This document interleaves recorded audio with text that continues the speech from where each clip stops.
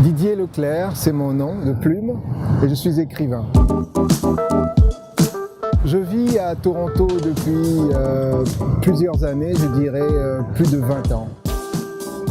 J'ai décidé d'être écrivain très tôt. J'avais l'amour des mots très jeune.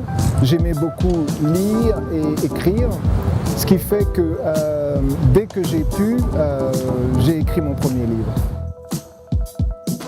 Mon premier livre est intitulé « Toronto, je t'aime ». Il se passe à Toronto avec comme personnage principal un immigrant qui vient d'arriver et qui découvre la ville d'un regard tout neuf. Mes livres s'adressent à tous et à chacun. Ce sont des livres pour personnes adultes qui voudraient connaître un peu ce qu'ils ressentent au plus profond d'eux-mêmes, aussi bien en ce qui concerne les Canadiens que les gens venus d'ailleurs. La francophonie torontoise, c'est quelque chose de dispersé, c'est quelque chose de multiculturel. Il n'y a pas que le français venu du nord de l'Ontario ou du sud de l'Ontario. Il y a le français venu d'autres continents. Et ça fait donc un mélange et ça fait une rencontre à l'intérieur de cette francophonie qui crée encore plus de possibilités pour l'avenir.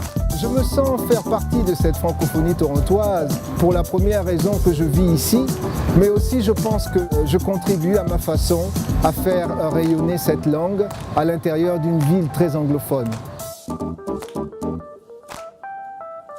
En observant les gens, je m'imaginais une toile, un collage de peinture moderne. Je vis Toronto comme une œuvre d'art visuel où cohabitaient des couleurs diverses.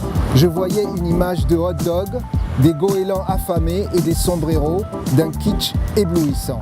Pour l'avenir, je dirais d'autres livres.